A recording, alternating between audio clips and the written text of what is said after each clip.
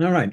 It's officially noon here. Welcome to everybody. Welcome back to those of you that have been to jam sessions in the past. If you're new here, I hope this is becomes one of your favorite professional development of experiences.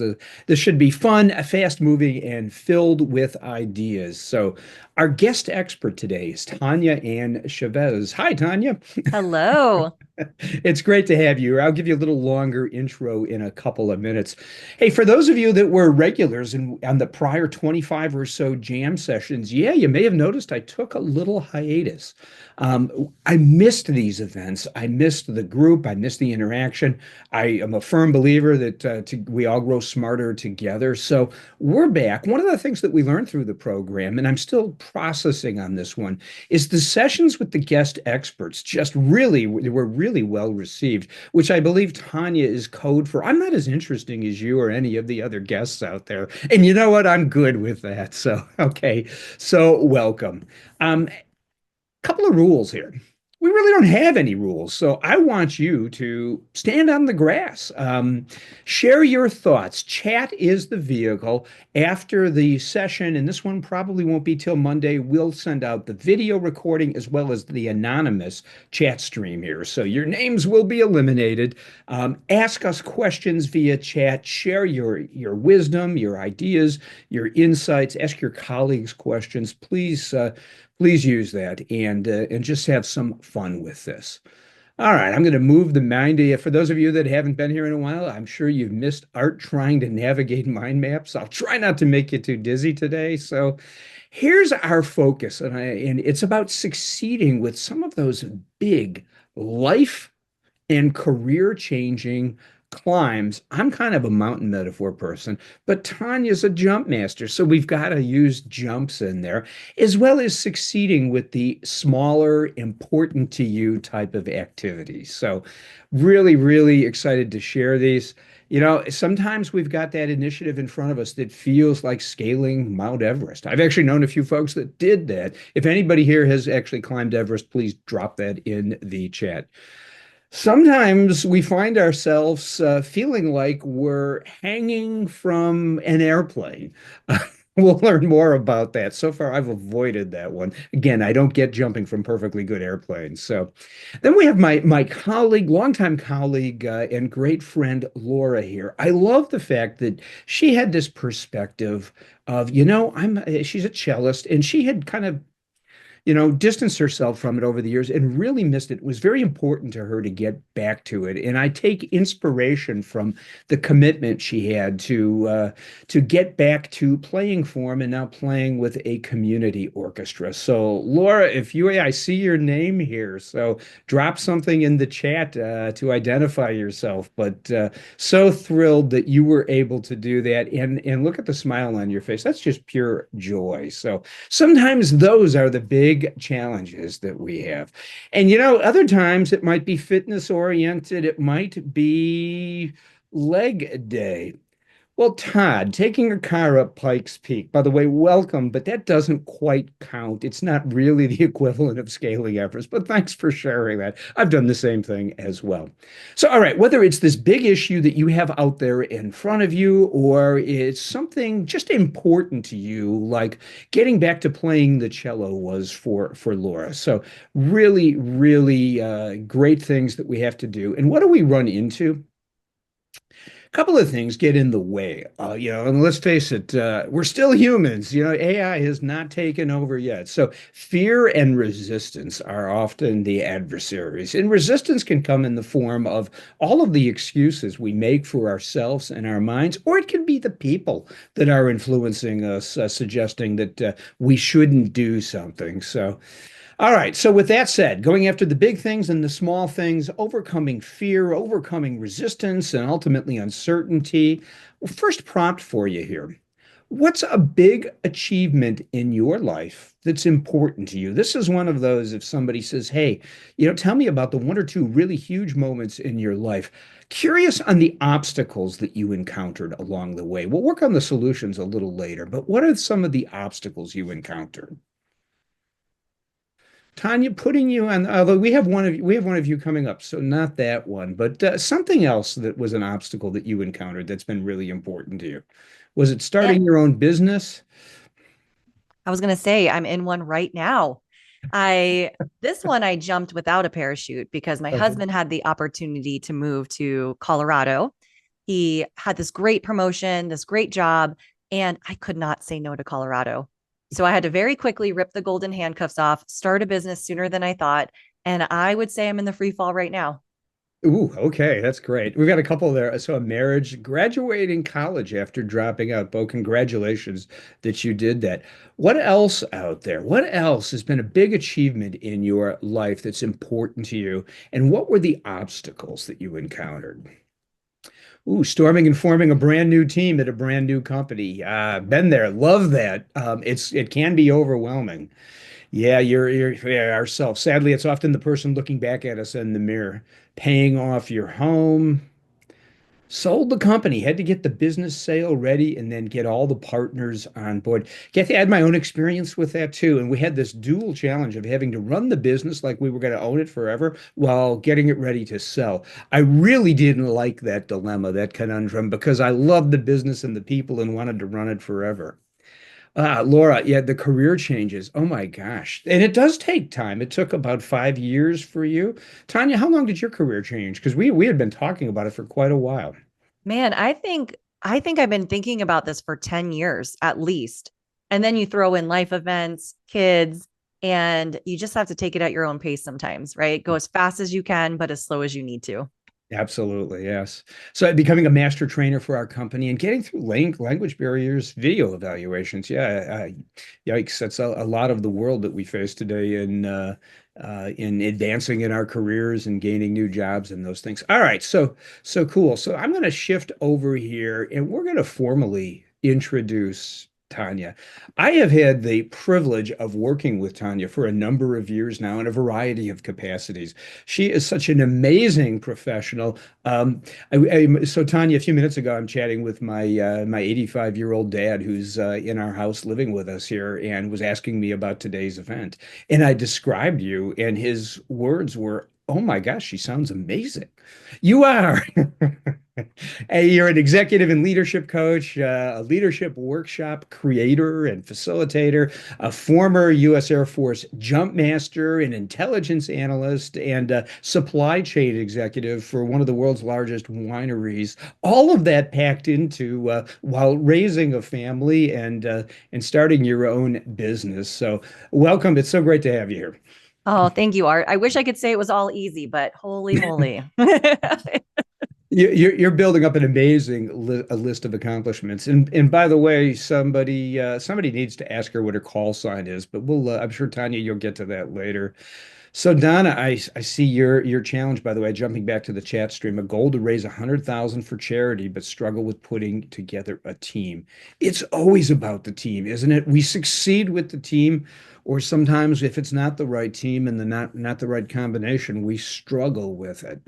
All right, so we're here with Tanya, and I'm going to go over to prompt number two. Yes, here I go again, navigating the mind map. So for everyone here who has ever avoided taking on a tough challenge, so this is a little bit different than the obstacles we ran into with one we succeeded at. If you've avoided it, this is where I give you truth, Sarah, all right? What was getting in your way? What generated that resistance or that friction? Really interested in that. What was getting in the way? I know one of the individuals here highlighted earlier themselves, right? Yeah, it's in our mind. Fear of failure, looking dumb. Whitney, welcome. Great to see you here. Finances, for sure. Those can be a factor for a while, no doubt about it. Naysayers and toxic people. Tanya, we've talked about that with the group. It's the people you surround yourself. Yeah, the fear of failing, right? Self-doubt, laziness, or fear depends upon yeah, your feelings about the situation. Oh, Bo, I can really, if you're leaving a job that was super easy, paid well, and knew everything about the business. I once left a job in a company I loved, and my mom, who was still with us at the time, looked at me and said, "Why would you do that?" Because I had become uncomfortable with being too comfortable. Andrew, great to see your name here. Fear of what's on the other side of the challenge.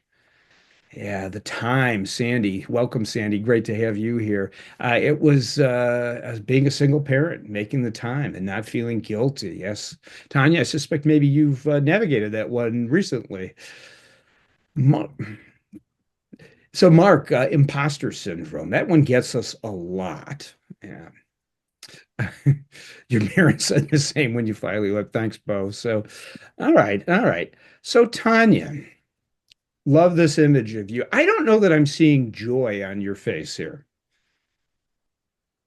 You are muted, Tanya. Okay, there we go. Yeah, no, at that point, I think I was just feeling a little nervous because I knew I did not pull stable. And I was curious if I was going to be able to continue jumping to earn my jump wings. So this was something you were doing to avoid moving into a leadership role. Build on that, please. Yes, yes. So I loved seeing in the chat how many people said fear of failure, I shouldn't say that I love that I see it. I just can relate to it. Mhm. So I was at the Air Force Academy. Here I am, 17 years old, at one of the world's leading leadership institutes. Their number one goal is to create leaders of character. And all I wanted to do was avoid leadership because I was terrified of failure. And so I quite literally spent 3 years flipping burgers at tailgates. And I jumped out of an airplane 450 times just to avoid being in a formal leadership position. And I love to say that I just want to have a little fun. I'm at college. I'm going to make this as normal of an experience as possible, make friends, make some good memories along the way. And I will save leadership for when I graduate, when it really matters. But Okay, here's yeah, go ahead. okay, well, I was just going to say, unpack the fear of leadership. What was it that was really worrying you about that?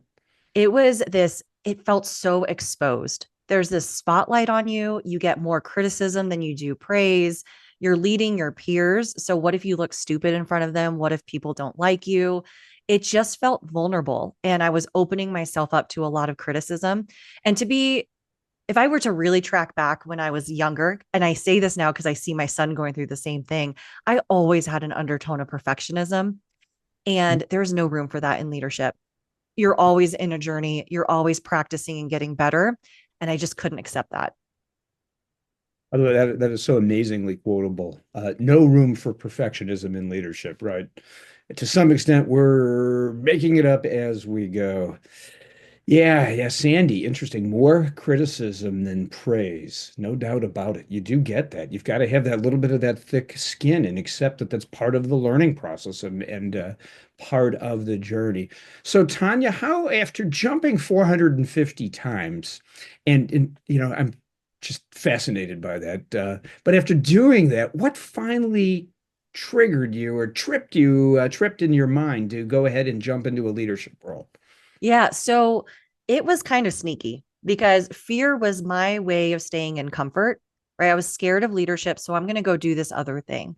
Now, skydiving had its own fears in its own right, but it felt less scary to me than being exposed and judged by others.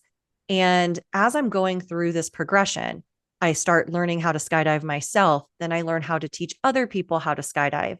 I learn how to skydive with other people in competition and to do formation work. And so as I start pulling all these or doing all these things in the skydiving realm, little did I know that that was preparing me for leadership. There was so many moments where I had to learn how to put fear in the passenger seat, manage my relationship with anxiety, learn how to hold space for other people who are operating outside of their comfort zone, which to me as a leader is the number one thing. If you can hold space for people operating outside of their comfort zone, you are maximizing your team's potential. You're creating a high performing team. And man, the things you can do are amazing. And I took all that away trying to avoid leadership. So skydiving was preparing me for that. And I will tell you the time that I know that it finally clicked in for me was when I was in Okinawa. That was my first assignment. I was only there for about 2 months. And I remember my commander called me in and he said, I need you to pack your bags. You're leaving tonight. You're deploying to Alaska, and I need you to stand up an intelligence shop. I have no idea how long you're going to be there. So pack for the weather. It was like October timeframe. So I remember thinking, okay, if I'm there until December, what do I need in Alaska? And I could feel my stomach flipping. I could feel my throat, like a knot in my throat. I get dry mouth when I get really nervous. And it's the same feelings that I would have when I first started jumping out of an airplane. The difference is instead of letting those feelings drive, I could put them in the passenger seat. I knew as an opportunity I wanted to take. I wanted the chance to prove myself and prove to myself that I could do this. And I finally recognized that that fear, anxiety, hesitation is never going to go away. I just need to learn to listen to it, use it as a way to navigate what's really important to me, put it in the passenger seat, and then move forward anyway. And so I said, yes, I did it. The old me would have I genuinely would have found a way to snaked out of that. I feel sick. I can't do it because of X, Y, and Z. So and so is better. But that was the first time I said yes with all of that fear bottled up inside of me. So I'm intrigued by the idea that the fear and the anxiety never go away, and we have to find a way to, in your words, put those in the passenger seat. So can you harness that almost as energy along the way? Channel Oh, that? yes, absolutely. I think, especially when I don't know if it's so much of a stigma now, but there is this, I like to say, when I think about confidence, right? A lot of us try to chase confidence, and there's this illusion that when you are confident, you have no fear. And so that's why I love to focus on courage instead and celebrating courage and using that as the marker and the metric of success, because that implies that there's fear there, that you can move forward despite anything negative that's coming up. And if you start to look at those things and view them as, I can use this as a compass to help me navigate to what's really important.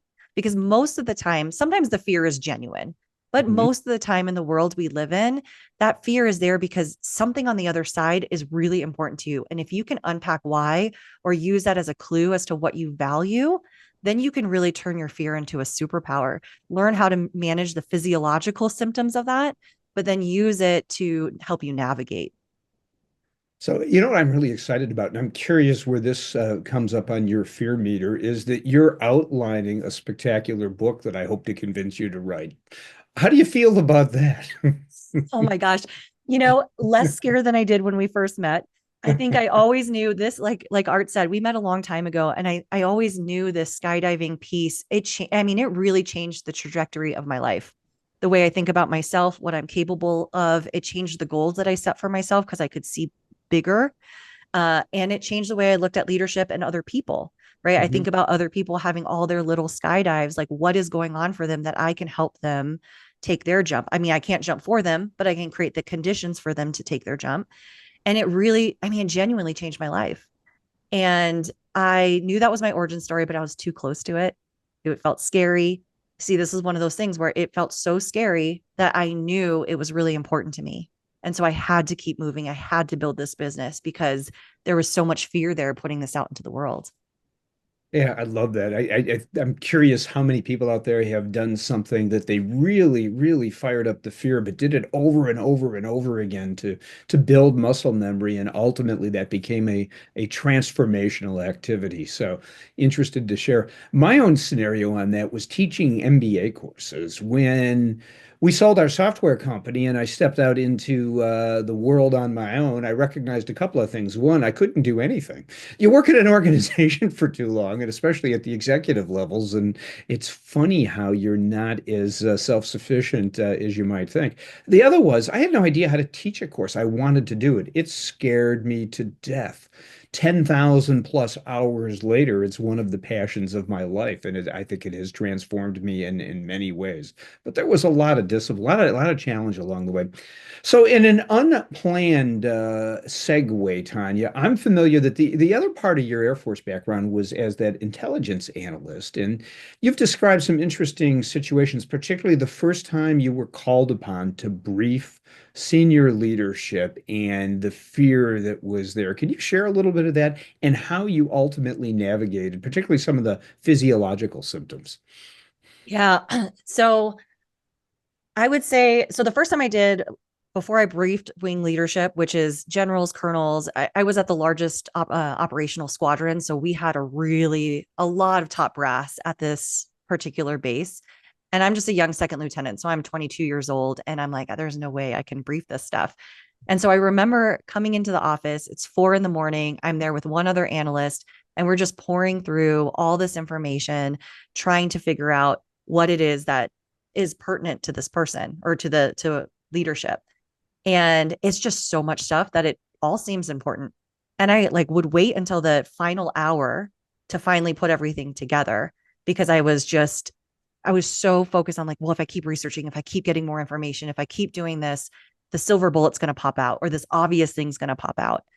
But what I didn't do was spend time actually crafting my message and putting focus on like, what do I want this audience to walk away with?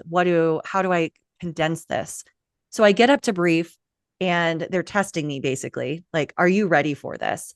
And I end up just verbally vomiting everything. And they're like, oh, what is she talking about? It's like, I just trying to get all this information to stick. It was terrifying for me. And so at the very end, my boss was like, look, you're not ready. You need to be able to condense your information, stand behind it, sit in silence, and be able to allow for questions. And so I took all that stuff and I was like, okay, I have to figure out how to handle this awkward silence, how to not hide behind a lot of information because I'm scared to actually give my opinion. And some of it was practice, right? I kept doing this over and over and over again. I had to get the muscle memory down. And then the other piece is when I'm in a moment of awkwardness, can I breathe through it? I know that Mm. sounds so simple, but we always have our breath and most of us don't breathe in these moments. And so if I'm, positioning something, I say something, can I just breathe through it and let them ask a question? Make a very clear statement, breathe, let them ask their question. So it was all about creating more space by dealing with my discomfort up there, right? Breathing, feeling yourself anchored, very physiological things to get yourself present and slow things down.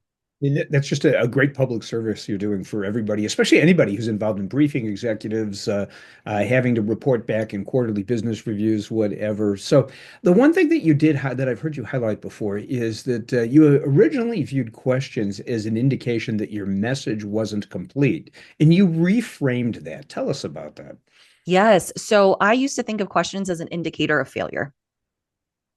So I would be up there briefing. If there were questions, that means I wasn't clear enough. I didn't give enough information. I'm clearly not the expert, and they must think that.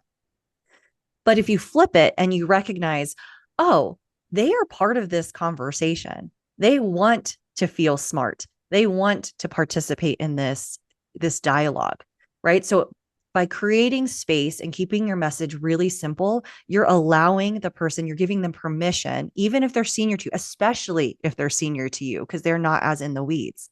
You're giving them permission to participate in the conversation, a chance to feel smart, a chance to ask you a question, and then it gives you a chance to show your deep expertise and your deep knowledge. And honestly, that tends to be where they see your confidence and you can showcase your leadership presence is in those questions. They are so powerful, more so than just spewing a bunch of information and losing people in the sauce. So much great encouragement. Everybody rethink and reframe your view on questions. And I love Todd jumped in here, Tanya, and said he's briefing their chief information security officer in an hour and going to use the guidance. So kudos, Todd. Give us some feedback. Donna, I love that you highlighted the public speaking as something you had to do over and over again to navigate that fear. That's one of the reasons I started teaching is I wanted to grow comfortable facilitating and guiding groups. And after 10,000 hours or so, I managed to figure it out. So Tanya, fantastic. Let's move over here.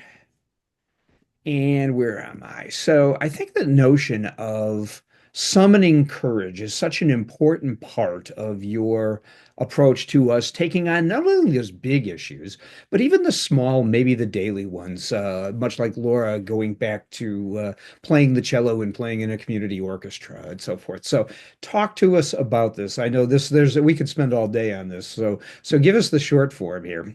Yeah. So as I was going through the Air Force parachute team, the progression there, I kept thinking about this in different phases. So when you're earning your military jump wings, it's really less about doing it perfect, getting, being able to jump into combat. It was about, can you actually override this fight or flight response? Can you embrace discomfort? Can you find the courage within yourself to do something extremely scary? And so that is just about getting your reps in. Can you build the muscle to have courage, to be able to do things uncomfortable? And so what I really learned about skydiving, now I understand that skydiving is a very extreme way to avoid a leadership position. So it doesn't have to be a literal skydive or something that big, but there are so many times where your nervous system feels like it's going to jump out of an airplane, right? Like if you think about what is it like to jump out of an airplane, right? What comes up? Like for me, it's like I get that knot in my throat, my palms get really sweaty. Like I still have that feeling to this day. My heart starts to race. Well, where else is that coming up? Right. That came up for me every time I was sitting in a performance assessment, whether I was the one giving the feedback or receiving it. There's something about that environment that just, it triggers my fight or flight. And so can I walk into those situations and learn how to regulate within those? So recognizing what's uncomfortable for you and just doing it anyway. And that's just about getting these reps in so you know what to do with these physiological responses so that when the big moment comes, right? Like for me, it was that deployment to Alaska, or you want to forge your own path, right? I'm doing it right now. Can you take the things that you learned in summoning courage, earning your military jump wings, and then put that into place into your leadership practice so that now more often than not, you are operating outside of your comfort zone, right? Maybe you need to incorporate meditation. Maybe it's going for a walk before a big meeting. These things all might sound simple, but you have to have done it uncomfortable enough to recognize what's working and what doesn't, and then put it into your daily practice and be intentional about it. So that way you can be operating at your edge more comfortably. Like I love what you said earlier, Art. You said, I started to get uncomfortable being comfortable. Mm, Right. I did. It made my Yeah. skin crawl. I left a place that I loved. And I look back on it, it's like, wow, that it actually didn't even take a lot of courage. I just was uncomfortable with it. Yes. Yeah. So it's like the more you summon, the more you practice, you get to the point where you don't feel good being comfortable because you're like, I don't want to be stuck. I don't want to get stagnant. And so if you can get to that place, now you're starting to really master courage and you're like, I'm seeking this out and I want to be uncomfortable. And then finally, to really, really maximize your impact, now can you inspire courage? Can you hold space for people who are summoning their own courage, taking their own little skydives, and going after their own big goals, right? And they're mastering courage and going after the thing that really matters to them. Can you create a space where people can do that? And if you do that and they're all operating at their edge, you're not leaving any potential on the table. At this point, you're like maximizing your impact. I'd like a spontaneous prompt if the group would help us out. How do you think we inspire courage in others? How do we actually go about that? I mean, I love the statement. I think we all find that aspirational as part of our leadership role. But how do we inspire courage in others? Really interested in your thoughts there. And Tanya, I'm sure you'll help us a little bit. So, um, mastering courage, a lot involved with that. What are some of the steps you recommend? The reps, of course. Yes, definitely getting in the reps. So, I don't know if it's too much to jump around, but if we scroll down to the next piece, it might be helpful to think of it this Okay. way. While everybody feels free to chime in on how do we inspire courage, we'll come back to that chat stream, but sure, go for it. Yes. So I think that these phases, if you are constantly growing, you're constantly learning and growing and moving forward, you're always growing, you're always going through this cycle. And as we get older, sometimes we have to think about how we're going to summon courage because we just get stuck. We get stuck in our expertise, we get stuck in our role, like we just forget to shake things up. And so when I think about how this looks, is you have to piece this all apart. And if you look at that light blue squiggly line, the status quo, I think most of us try to save our courage for things that really matter, right? We're waiting for that big goal or doing that big thing. And we're like, we'll save our courage and muster our courage then because it has to be towards something that matters to us. But then what happens is we don't know what to do with the fear, the anxiety, the hesitation, discomfort, fill in the blank. We don't know how to handle it. So we end up kind of like in this flat growth. And what I'm suggesting is, can you start to think about this as two separate things? Can you summon the courage and be in growth mode, right? Like, don't worry about whether or not the jump was good or not. Just take the jump. Just take them. And the goal is quantity, not quality, right? I'm going to take a lot of jumps. I'm going to take get a lot of courage reps in, and then I'm going to take notes on what worked and what didn't. And then after so many jumps, then I'm going to optimize it. I'm going to go back and look and say, wow, I noticed that when I talk to this person, I really get a lot of confidence, and I'm going to go ahead and, present at the board meeting. And I never thought that's something I would do. When I am around this other person, I feel really deflated around them, and maybe I need to distance myself, or maybe not talk about my big goals with them because I just feel discouraged after that. Maybe I notice that I'm a big visual person. So when I'm really nervous, I need to zero in on something and really like notice the texture of it so I can get back into my body before I respond. And that's how I'm going to create space between stimulus and response. And so all I'm getting at here is like, can you just focus on quantity for a little while and then take that and optimize your leadership practice? Then do it again, right? And just keep stair stepping it so that you are truly growing. The other way I would equate it, I have a lot of software implementation background. Companies make this mistake all the time. They're at a certain growth point and they want a Cadillac. They want to drive a Cadillac, but they're not ready for it. You need to start like with a simpler solution, right? And then as they grow, then you optimize again and recreate the systems, processes, and procedures. It's the same thing for personal growth. Like, can you just stair step this instead of trying to do it both at the same time? So, in your experience, Tanya, for people who apply the stair step, because I think I came into this assuming mostly we summoned courage for those big moments, are they better prepared for the big moments by going through this practice?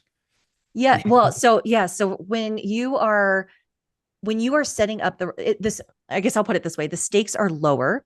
So you're Mhm. getting practice and muscle memory, right? And if I were to equate this into skydiving, just to give a very visual example, is I've taught hundreds of people to jump solo out of an aircraft. And Air Force Academy is the only place in the world where your first jump is 100% solo. You're pulling your own parachute. It's not static line. And it's an extremely scary proposition. We're doing that after 3 days. And we've never had anybody not do it, no matter how scared they look, no matter how scared they are. And so much of that is this muscle memory, repetition, creating the right environment, right? And so if you can get in your reps, then it's much easier to take those, or to stand, or what's the word I'm looking for, to lean in when the stakes are high. Fantastic. So, it's certainly guidance I've shared with people moving into leadership roles who are fearful of mistakes. Guess what? It's all practice, right? We're striving as long as you're trying to get better over and over. So let's see what the chat stream has for how do we inspire courage in others. Some great comments. And Tanya, are you able to see the chat stream as well? I do see it. Yes. Let me know if something jumps out at you that you've applied. So many showing we have their backs, setting the example, telling people they can do it. Yes. Seeing Oh, yourself sharing being fears. vulnerable. Mm-hmm. Did you say sharing beers? No, although I guess that is one way to do it. No, sharing with others that you have fears too, right? So Beers, okay. showing your own. Yes, yes. All right, Freudian slip. It is Friday, right? Yeah, encouragement from peers. Nathan, I love that one. We do need to surround ourselves with people that believe in our ability to succeed, to pull that off. So, I actually have an example of that going on in my life right now. Let them see you fail. I think failure, letting people see you fail is such a powerful experience for everybody in the process. So, does celebrating small wins encourage people to go bigger? What do you think, Tanya? Yes, that's actually, so if you see in the center here, I have this jump conditions, right? So it's like, sounds great that we want to summon courage, master courage, inspire courage.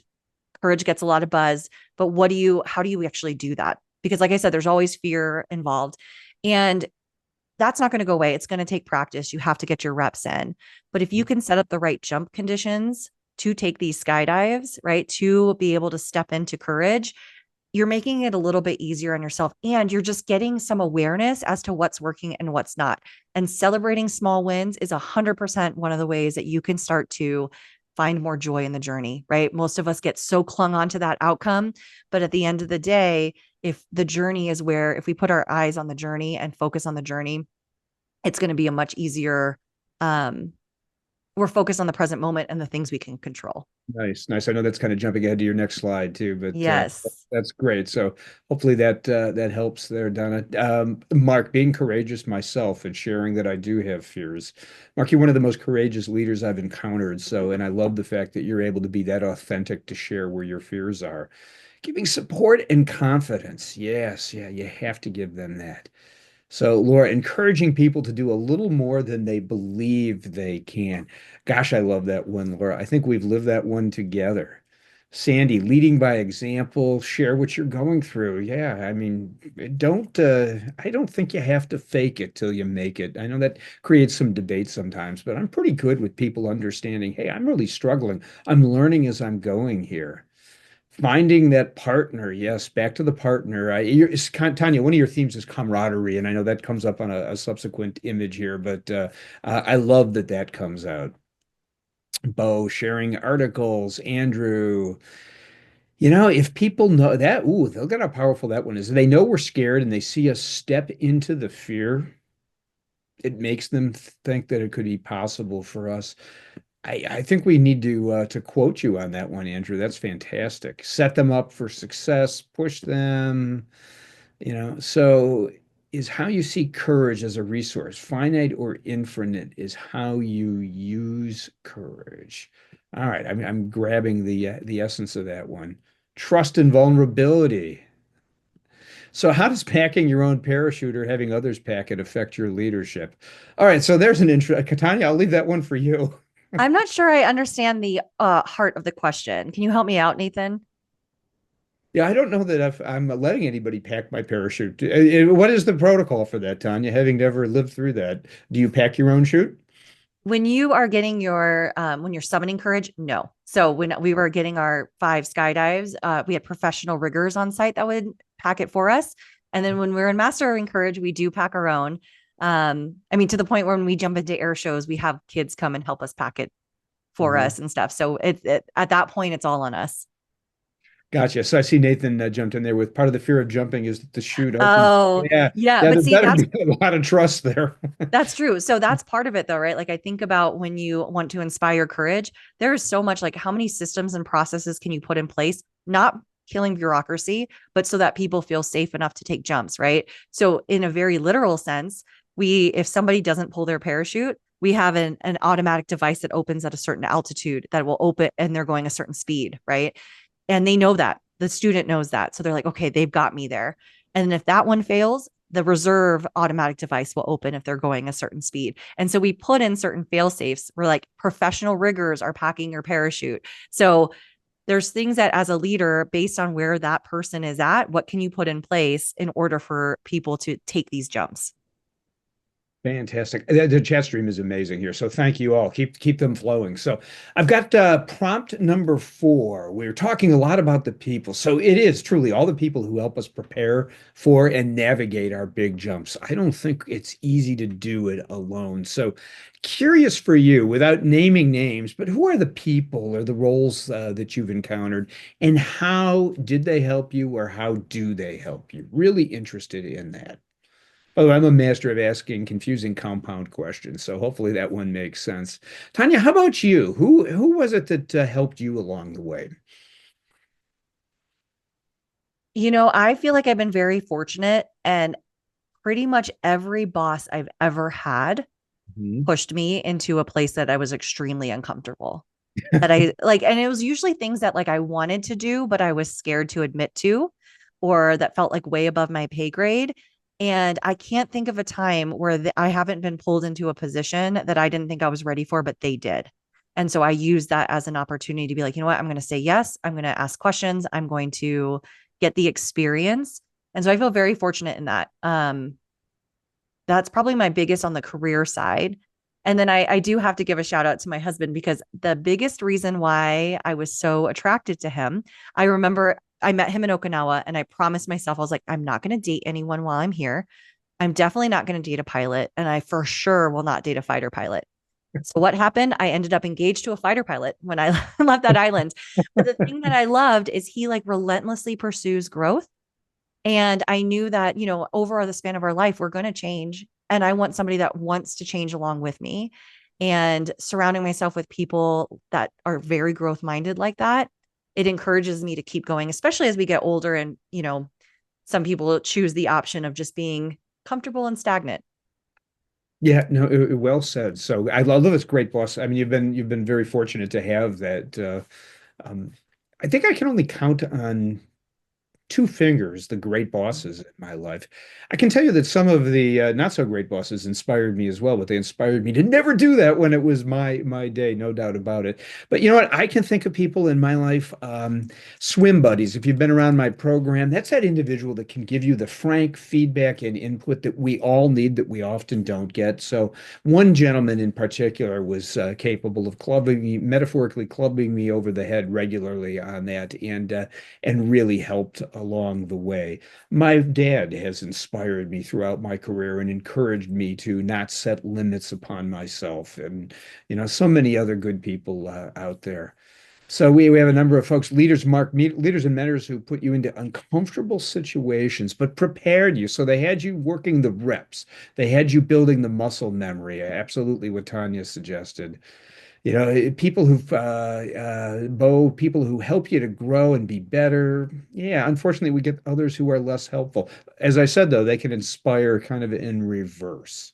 So it is about the people. I've had people who've worked for me, who had the misfortune to report to me, that have inspired me with their amazing ability to grow. So Andy, thanks. Yes, swim buddy. We're glad to jog the memory there. Yes.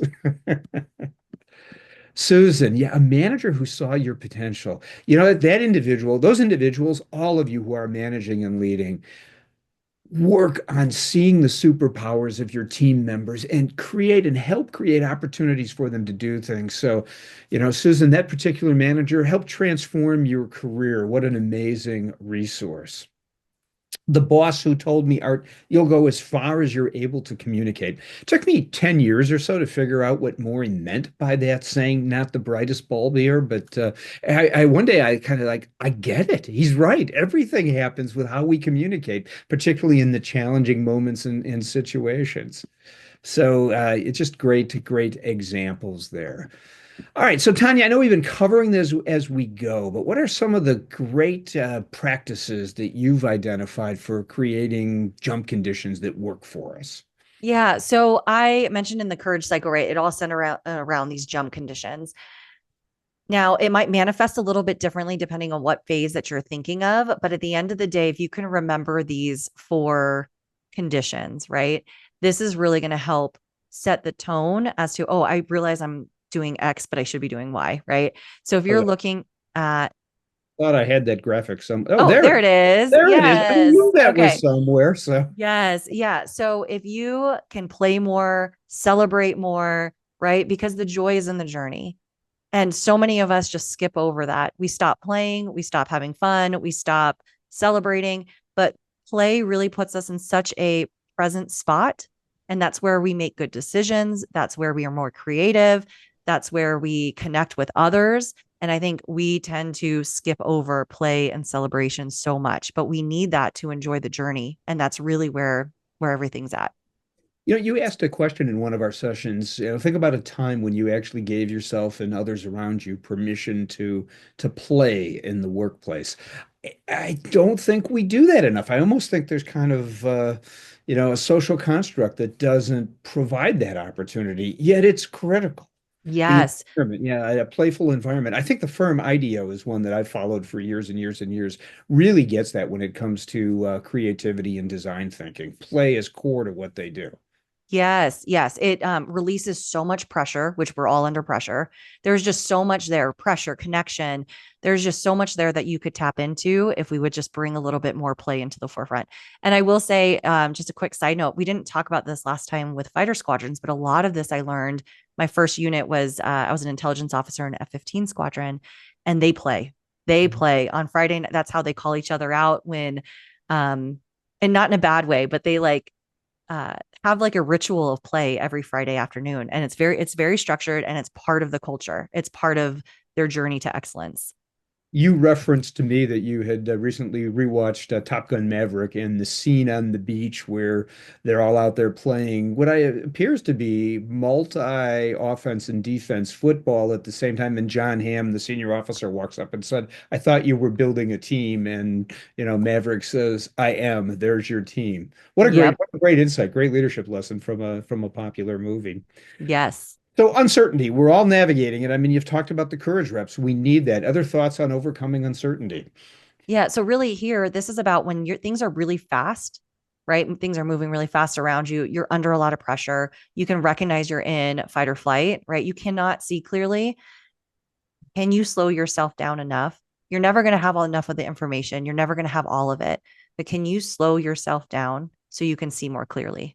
Because at the end of the day, clarity is strategic, and you're only going to get that through movement, through or taking action, through creating space for yourself so that you can see more clearly. So, can you find a way to be able to be present, get out of fight or flight, and get into flow? So fantastic. And mastery. Again, this is giving ourselves permission to make the mistakes. Yes. Just like you have to embrace uncertainty because it's always going to be there. If you Mhm. really want to lead to mastery, if that's, you want, and who doesn't, right? You have to embrace mistakes. So can you change your relationship with mistakes? Because at the end of the day, that's what leads to mastery. So you went through a scenario on doing a debrief after one of your courage reps. Can you run through the process? I think this is actually worth its weight in gold here. Yeah. So when you think about like if you make a mistake, right? Every who isn't afraid to fail, right? That happens to me all the time. Something happens in the moment and I'm like, "Oh my gosh, I probably looked so stupid in front of my boss right now," or whatever that is. But can you just reframe it? So instead of trying to, I didn't mention this earlier, but when you jump out of the airplane, you don't get to just dive out. You have to stand in the door. Like literally, you're going right hand, right foot, left hand, left foot, check in. I mean, it's a whole process. You have to sit in the fear and that uncomfortable transition point of letting go of the airplane. And so when you make a mistake, instead of just trying to jump out of the plane, can you sit with it for a second, own it, breathe into it, right? Just accept that there's going to be discomfort. And then let's move forward and take the sting out of it. So then the second step would be, can you reframe your mistake and say, you know what, in 10 years from now, how am I going to tell this story? Because there is no story without struggle, right? That's all part of the hero's journey. So if you can sit there and think, this is one day going to be part of my leadership story. How do I want to reframe this as part of my hero's journey? And then finally, when you're ready, can you share that story to inspire others? Or maybe you see a teammate going through something similar. And we heard this in the chat stream, right? Can you share your failures? And if you put it in this context of this hero's journey, it just helps takes the sting out of it a little bit and inspires others along the way. Right. And you recommend a specific process, logging, run Oh, through a deep yes. dive, logging. Oh, yes, yes, yes, yes. So when I think about not just for mistakes, but in general, like let's say you get your courage reps in. Well, here, let me touch on this last pillar real quick and then I can walk Okay, through the okay, got debrief. it. Got it. Okay, so lastly, we did touch on people, and one of the number one lessons I learned was that camaraderie creates courage. Hmm. So often we think that courage is something you have to summon within yourself and you have to have the wherewithal and you're the only one who believes in it. And now sometimes that is true. Most of the time you can surround yourself with the right people though. Why not make it a little easier? And so just a really quick story. The first 2 years on the parachute team, I loved it. I felt like I had friends there. It was great, but something was missing. I didn't quite feel like I belonged. I didn't feel safe enough to make mistakes. It was my own limiting beliefs. I don't know. Something was just off. I couldn't quite put my finger on it. And then my senior year, I joined the competition team, and I had never felt so much camaraderie in my life. And the way that the guys took me under their wing, taught me how to, like, they brought me up to speed, taught me how to fly in formation with them. There was so much trust, belonging, and fun involved with that small group, the smaller group within the bigger group of the parachute team. Mhm. And all of a sudden, I found myself trying new things in the air, enjoying being a jump master more, leaning into like volunteering to take on a jump master load, which usually scared me a lot. But it was just, I just found myself taking a lot more risks because I knew I had this safety net of support underneath me. Amazing. It really is the people. So, Yeah. a quick, and I know we're watching the clock here on timing, the actual debrief process. Yes. Okay. So what I would recommend is you take these jumps, right? And maybe it's not as scary as a skydive, but you are leaning into discomfort. You're doing something different, right? Figure out how many you're going to take. Let's say 5, just like earning your military jump wings. Then after you had done those and you've logged them, can you log those jumps? And you can use it around these pillars, right? What did I do? What was fun about this jump? How did I celebrate it? What was difficult and how did I move through it? What mistakes did I make? And who supported me and who detracted me from taking this jump? And so if you debrief around these pillars, right, then after these 5 jumps, you can go back and look and start to spot trends. And now you're getting ready to optimize your courage, right?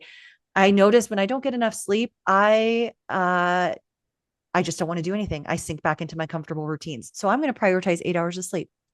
Maybe it's, I notice that when my boss is in the room, I shut down and I get scared. So I need to figure out another way to get around that. And so you're just starting to bring awareness to the conditions that make you step into yourself more, right? Make you feel more courageous so that you can optimize around those practices. Just an amazing process. And Laura, I know you're on there. It fits well with our focus on teaching managers and leaders to journal. So use that debrief structure.